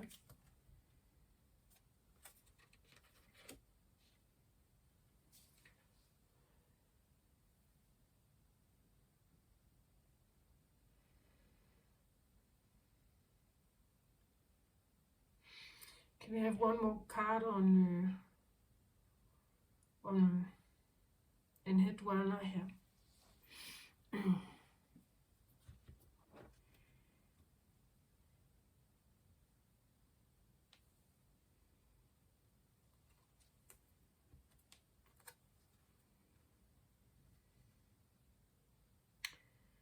Time to take action, great passion for a cause, instinctively knowing just what to do. It's a Knight of Gabriel here, confident, enthusiastic, courageous, and charismatic.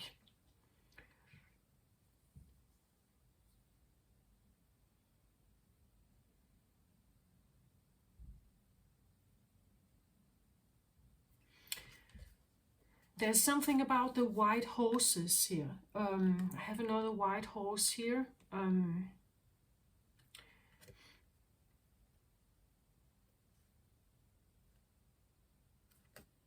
White horses have been a thing. I had in the full moon reading the Pegasus. It was a winged white horse. But there's something about horses here.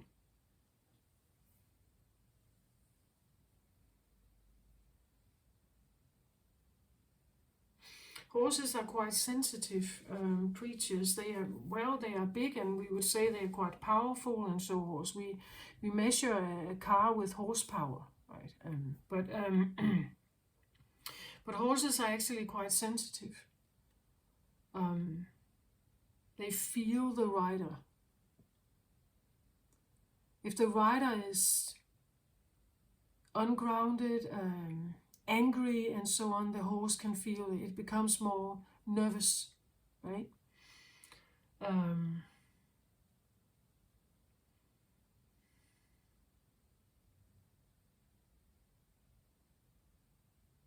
So you could say a knight here takes determination, right? And courage and courageous, and self-worth, like believing in himself. Then the horse would be calm and follow the lead, right? But if you are like this here, and even lost your horse maybe here, you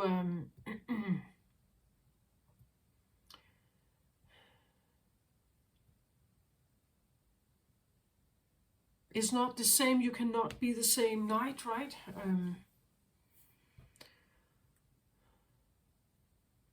And then she comes in here, right? Confident, enthusiastic, courageous, and charismatic. Time to take action. great passion for a cause, instinctively knowing just what to do. So if you find yourself as like a divine feminine, you can help now.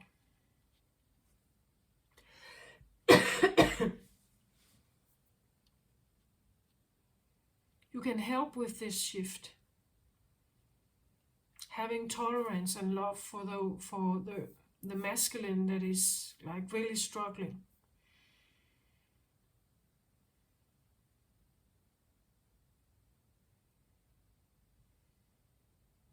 Even those who have hurt you.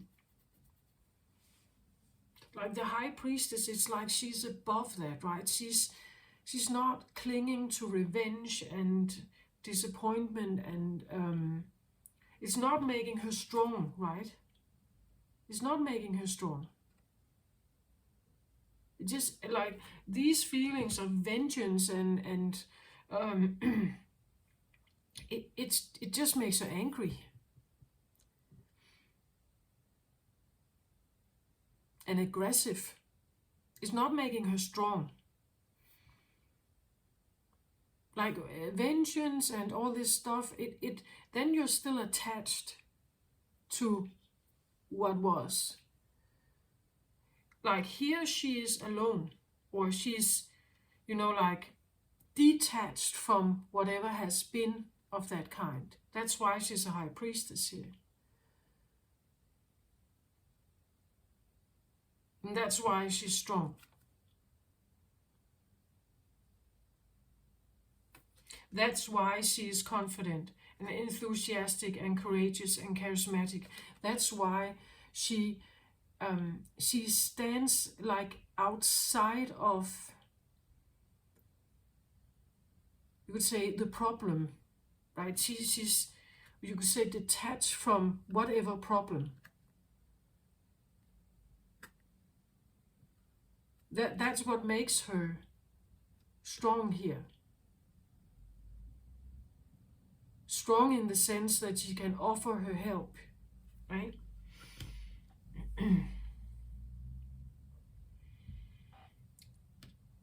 Light a candle.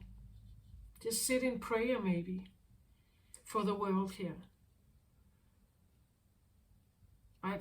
Just sit in that prayer. Be that high priestess. Shine that light here. Shine that light for him. He needs that light, right? He needs to feel the light so that he can move towards it.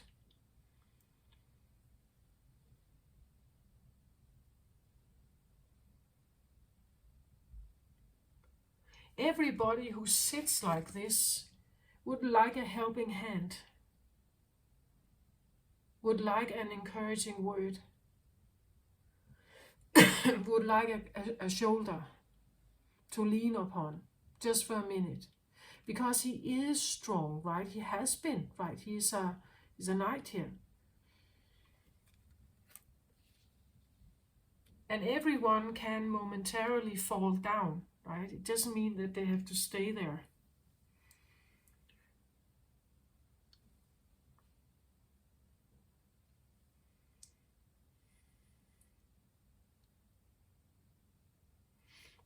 And even though this says a knight is a woman on the horse, right? So in this case, don't say that women can't be knights. Of course they can. Because she also comes in with like a code here. An honor code or a dignity code.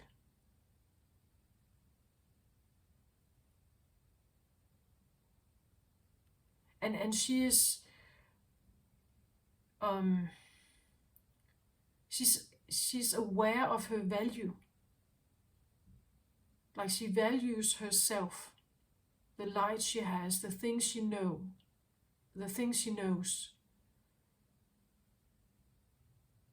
the warmth she has, her grace or her nurture. She knows her value here.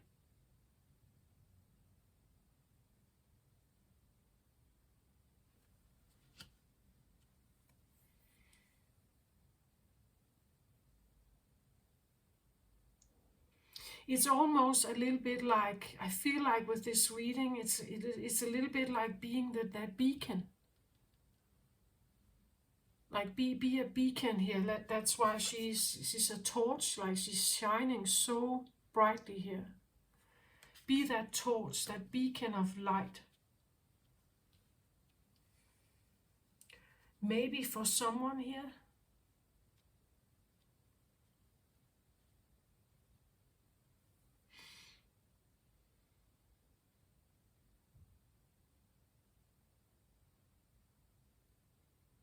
for the world, for the masculine energy. He has the potential of divine masculine energy here, right? Electric and active, a builder energy, like very strong energy, and definitely someone here who is normally absolutely committed, absolutely loyal.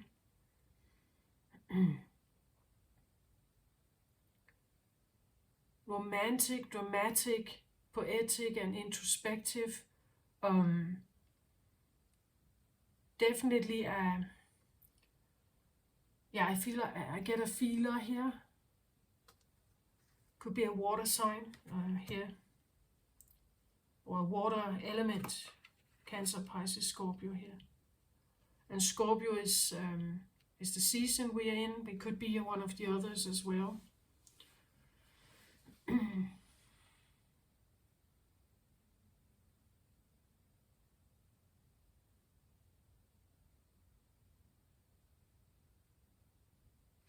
I get like the horse here, like if the knight has lost his horse, like the horse is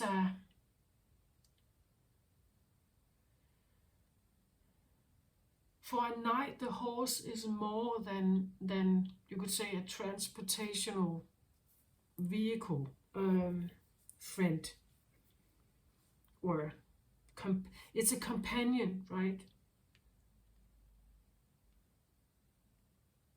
And it's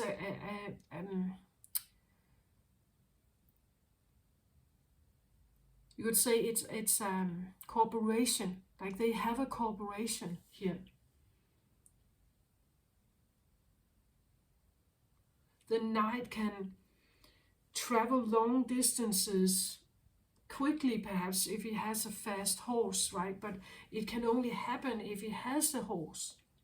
If he loses the horse, it's like losing maybe his best friend, the most trusted friend, the friend that sometimes saves him because he has to get away fast, right? The one that is that follow his lead, that is loyal to him and follows his lead.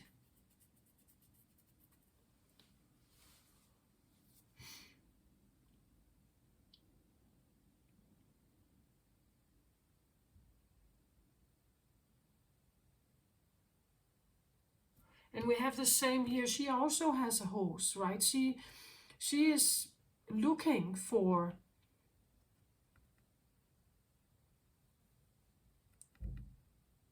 it's like they are a bit the same, these energies, right? Both of them are quite keen on the idea of companionship here.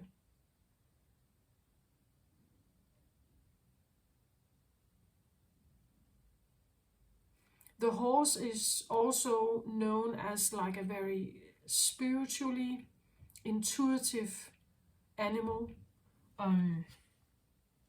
Here it feels a little bit like maybe he has lost all kinds of spirituality. He has lost his faith here, his trust in God, his trust in himself, his faith in his intuitive guidance. His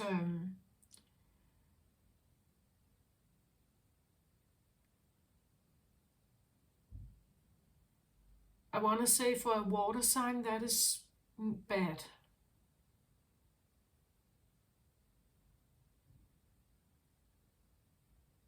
Any of the water signs, because they are usually quite spiritual If we talk about Pisces here, I would say this is like a devastating hit.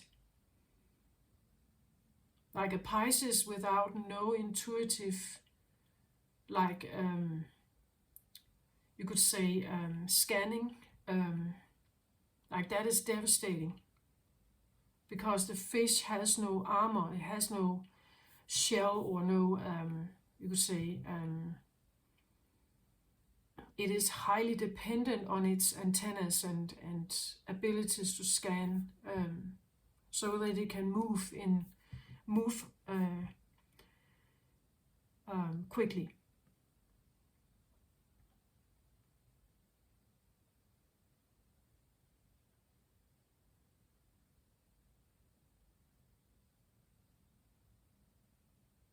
And this is what the high priestess is constantly in you could say contact with here.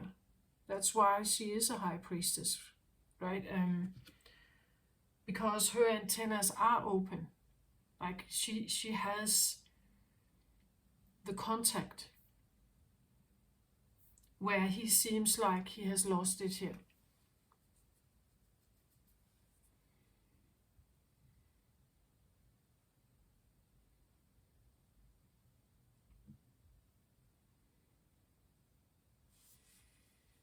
That's why she is the voice. As I said, she has to be the dominant voice here. In this situation, she is the guide for him.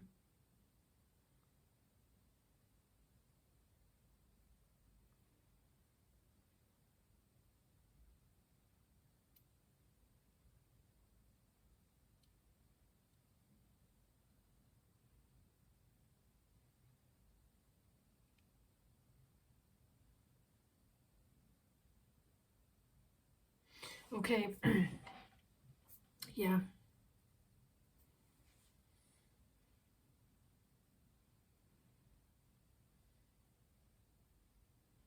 So if somehow you identify with being the high priestess or a divine feminine here, and you have done your healing work, like and you feel like you are connected with your higher self or your spirit guides or your intuition here, um,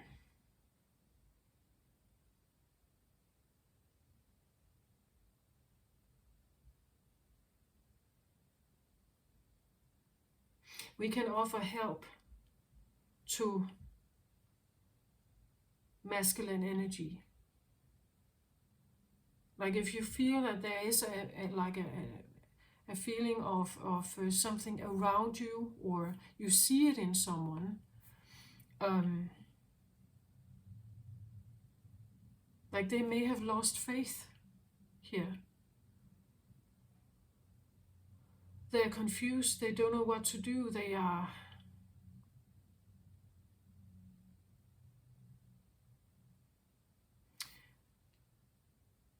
what they have been building on or with here has somehow collapsed, and they've ended up alone here. Um,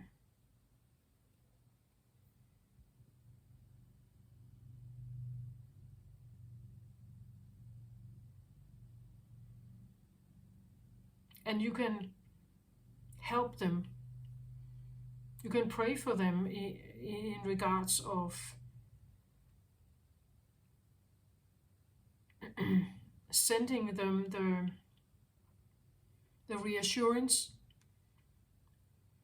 and keeping them on track, right? That falling down here on your knees and losing something doesn't mean that you can't ever be happy ever in your life. It means that you are down for a period and you can get up again. When you release this, you can get up again.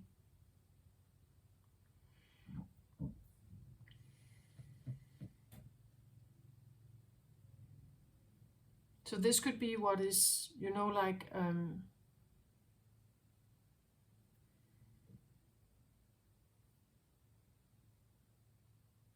we can also talk about that, like that because this is a crossing card, just know that there are people that cannot come with you. That you do your healing work, you go through the door here, and you may find another person here whom you can find that happiness with. The one you had in mind, like maybe they are just not there.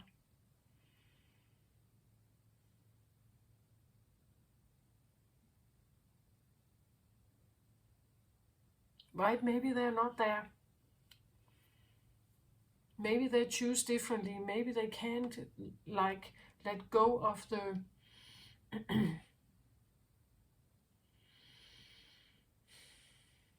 maybe they stay where they are.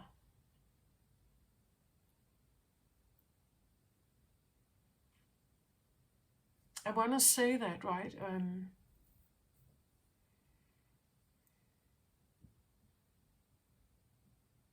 The advice is definitely to release the regret and know that the things happen for a reason. It's a lesson.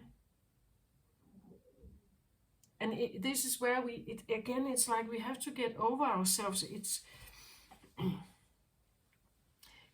because we take it utterly personal.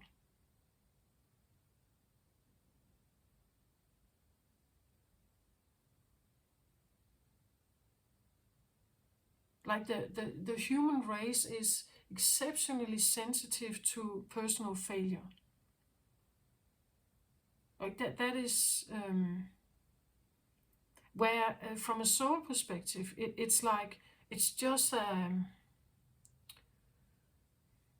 experience. Like it's not supposed to be that personal. It's not supposed to break you down like that. It's not. It's just when something like this happens, you have the opportunity to overcome it. That is the lesson. You have the opportunity to rise again. So release the regret and figure out how to rise again. That would be more of a soul perspective. But the human is, we become anxious and insecure, and we feel alone, and we feel defeated, and we feel a failure, and we can sit in blah blah blah blah blah blah blah blah blah blah this. And believe me, I have been here. So I'm not saying this to like be provocative or anything. I have been exactly here. In this loop.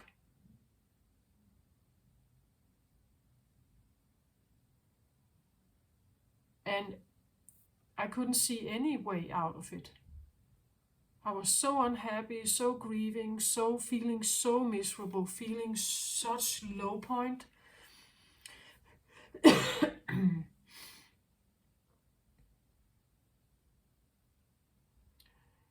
You know, like feeling I may have been taken advantage of, feeling I have been putting in so much effort into something. It wasn't seen, it wasn't valued, it wasn't reciprocated, it was just used or taken, or I was a victim. Like this victim mentality is just keeping us in this and how sad we are and how bad the world is and so on. It's not helping you at all. And from a soul perspective, this is like a huge, you could say, challenge. Because the soul is right in there and looks through the same eyes as you. It's just that vibration is hindering any kind of progress in regards of rising again.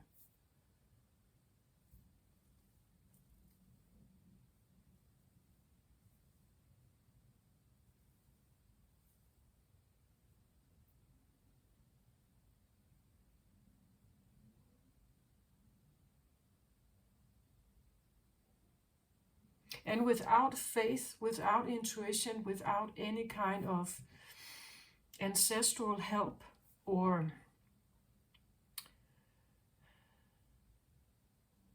it's a very lonely world.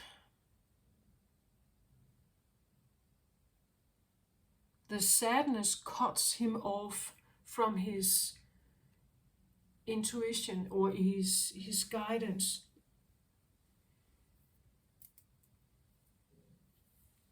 It limits everything.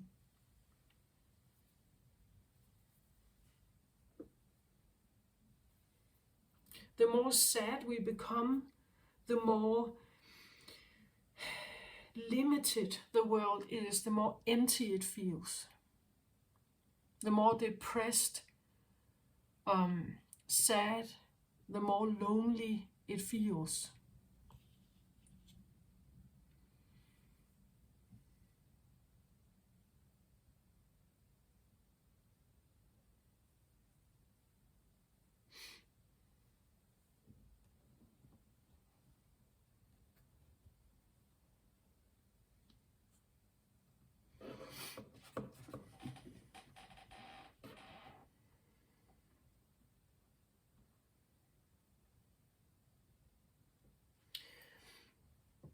And I think there's also another thing about masculine energy is that it doesn't want to show this. Like, because the masculine energy is usually electric and is active and is strong, when it's not admitting it. Like, they're not saying it. They're keeping it hidden. They're hiding it. They don't show the tears. They don't speak about it. If you are an intuitive or an empath, or you're very, or even like telepathically connected, you know this. Like you can feel them or you can hear them. Yeah. But they would never admit this to their best friend, or even, like to their parents or something. You just know it, right?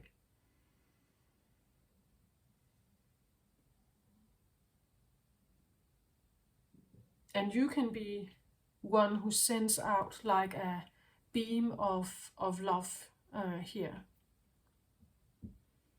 And encouragement. Again, I said like a rooming, or what's like rooming, a cheering. You can do this. I believe in you. I'm here. And I trust you. Right? I trust that you can do this. Yes, you fell, and yes, it's painful. It doesn't mean that you have to be there forever, right? I'm right here, and we can do this, right? We can send out this beam, right? To anyone who suffers here at this point in time.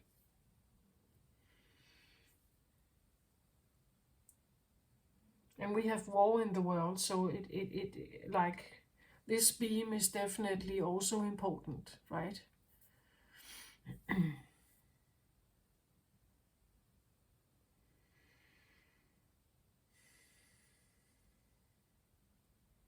This is what I have. I hope this helped somehow out there. Please take care of yourself, everyone. And like, if you can, be that beacon of love, be that beacon of patience, right? Be that beacon of nurture,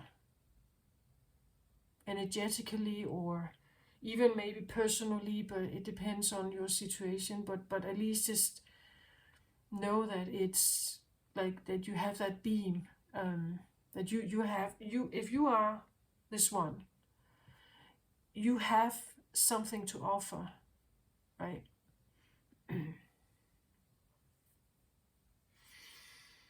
Yeah, this is what I have. Take care of yourself, everybody.